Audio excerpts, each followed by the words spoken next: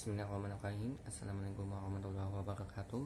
Nama saya Syahrul Hidayat, dari kelas 12 MIPA 1. Di sini saya akan menjelaskan tentang hukum syar'i dan pembagiannya. Hukum dalam kajian usul fikih, hukum syar'i meliputi unsur-unsur sebagai berikut. Yang pertama yaitu pencipta hukum, yang sudah pasti yang disebut dengan Al-Hakim. Al-Hakim adalah Allah Subhanahu wa Ta'ala. Jadi pengertian Al-Hakim adalah zat yang dikeluarkan oleh Allah Subhanahu wa Ta'ala berupa hukum sebagai sumber hukum agama. Jadi tentu sajalah Allah itu adalah zat yang menyuruh, terus melarang, mewajibkan, mengharamkan, serta memberikan pahala atau siksa yang dilakukan oleh manusia selama di muka bumi ini. Yang kedua ada hakikat hukum syara atau yang disebut dengan al-hukmu. Al-hukmu adalah menetapkan sesuatu. Hukum-hukum syara memuat aturan yang berkaitan dengan perbuatan dan tingkah laku manusia dalam kehidupan mereka, baik berkaitan dengan perintah maupun larangan-larangan yang tidak boleh dilanggar oleh Allah Subhanahu wa Ta'ala. Al-hukmu itu ada dua macam hukum. Yang pertama yaitu hukum taklifi. Hukum taklifi adalah hukum yang mengandung tuntutan untuk mengerjakan dengan tuntutan pasti maupun tuntutan untuk mengerjakan dengan tuntutan yang tidak pasti. Contohnya yaitu tuntutan untuk memilih, mengerjakan atau meninggalkan perintah Allah Subhanahu wa Ta'ala. Yang pertama ada al-ijab atau wajib, yaitu hukum yang mengandung tuntutan untuk mengerjakan dengan tuntutan pasti. Contohnya adalah sholat. Dalam surat Al-Baqarah ayat 43 yang berbunyi A'udzubillahi minasyaitonir rajim, bismillahirrahmanirrahim, wa aqimus sholata wa atuz zakata wa ruku'i ma'ar raki'in. Artinya, dan dirikanlah sholat, tunaikanlah zakat, dan rukulah beserta orang-orang yang ruku. Tidak hanya sholat saja yang wajib, ada juga puasa dan juga zakat. Kita harus wajib mengerjakan sholat, puasa, dan zakat. Karena kalau kita mengerjakan sholat, puasa, dan zakat akan mendapatkan pahala. Kalau ditinggalkan puasa, sholat, dan zakat akan mendapatkan siksa maupun dosa dari Allah Subhanahu wa Ta'ala. Yang kedua yaitu an-nadab atau sunnah, yaitu hukum yang mengandung tuntutan untuk mengerjakan dengan tuntutan yang tidak pasti. Contohnya yaitu membuat perjanjian. Dalam surat Al-Baqarah ayat 282 yang berbunyi A'udzubillahi minasyaitonir rajim, bismillahirrahmanirrahim, ya ayyuhalladzina amanu idza tadayantum bidainin ila ajalin musamma faktubuh. Artinya, hai orang-orang yang beriman, apabila kamu bermuamalah tidak secara tunai untuk waktu tertentu, hendaklah kamu menuliskannya. Ada contoh sunnah yang lain seperti sholat sunnah 2 rakaat. Itu kalau kita kerjakan sholat sunnah akan mendapatkan pahala, dan kalau kita tidak mengerjakan sholat sunnah itu tidak apa-apa dan tidak akan mendapatkan dosa maupun siksa api neraka dari Allah Subhanahu wa Ta'ala. Yang ketiga yaitu at-tahrim atau haram. Contohnya apa? Zina. Dalam surat Al-Isra ayat 32 yang berbunyi A'udzubillahi minasyaitonir rajim, bismillahirrahmanirrahim, wala taqrabuz zina innahu kana fahisyatan wa sa'a sabila. Dan janganlah kamu mendekati zina, sesungguhnya zina itu adalah suatu perbuatan yang keji dan suatu jalan yang buruk. Kita tidak boleh melakukan perbuatan zina karena perbuatan zina itu adalah dosa besar dan akan mendapatkan siksa dari Allah Subhanahu wa Ta'ala. Mau kalau kita tidak mengerjakan perbuatan zina akan mendapatkan pahala dari Allah Subhanahu wa Ta'ala.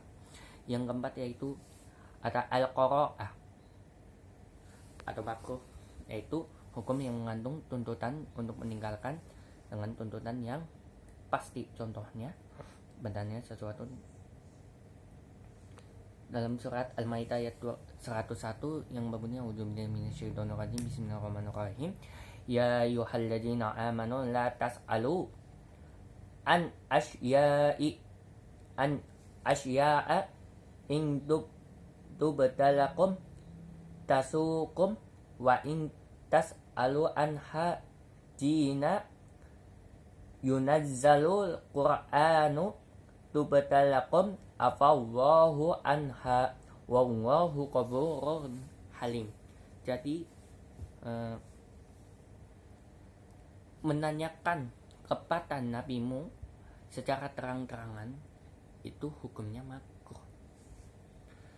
Dan yang terakhir ada mubah atau al-ibahah, yaitu hukum yang mengandung tuntutan memilih antara mengerjakan mau dan meninggalkan.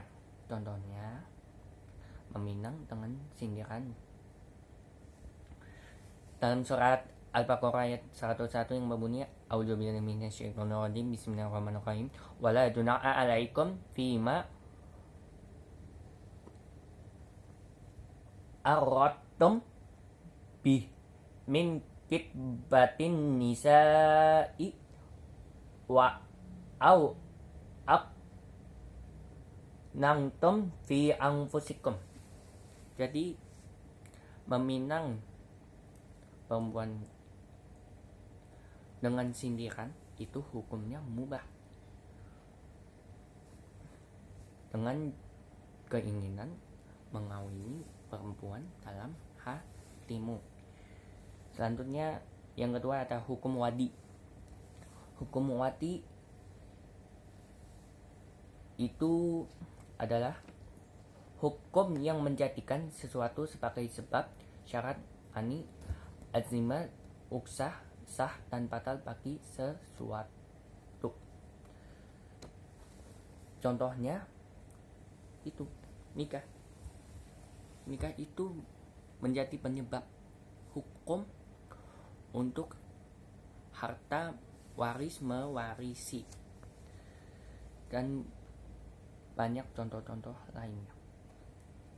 Yang ketiga ada objek hukum atau peristiwa hukum yang disebut dengan mahkum fih. Mahkum fih adalah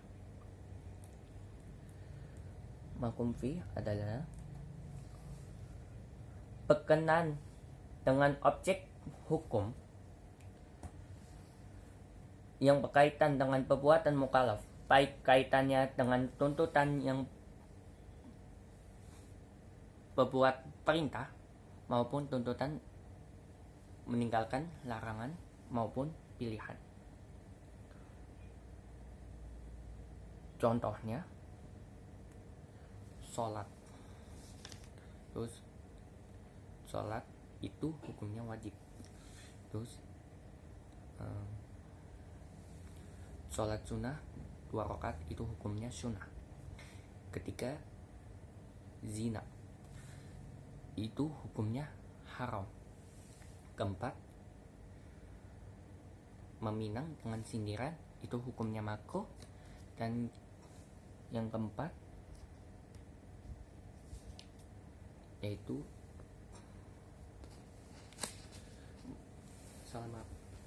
meminang dengan sindiran itu hukumnya mubah. Dan keempat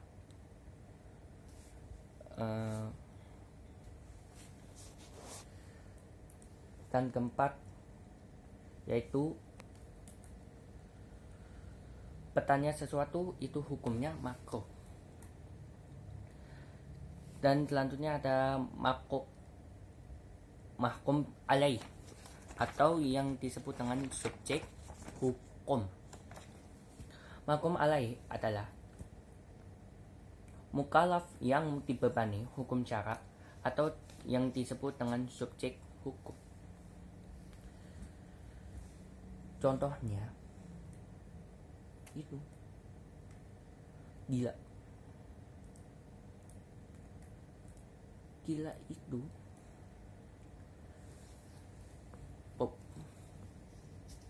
perbuatan ahliyatul ada atau yang disebut dengan kecakapan bertindak, maupun dari segi kepantasan seorang untuk dinilai sah, maupun skala ucapan dan perbuatannya.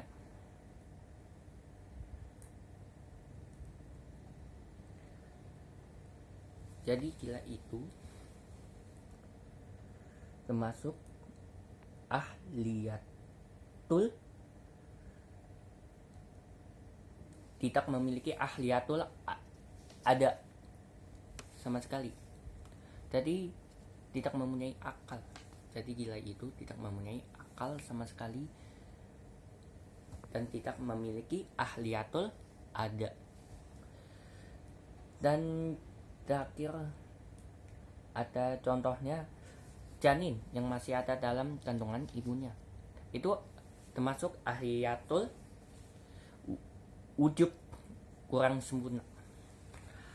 Jadi bahwa janin itu adalah kemampuan seseorang dalam menerima hak dan kewajiban seorang ibu itu tidak utuh. Ia hanya pantas menerima hak saja, dan untuk memikul kewajiban belum pantas dan tepat. Syukron. Wassalamualaikum warahmatullahi wabarakatuh.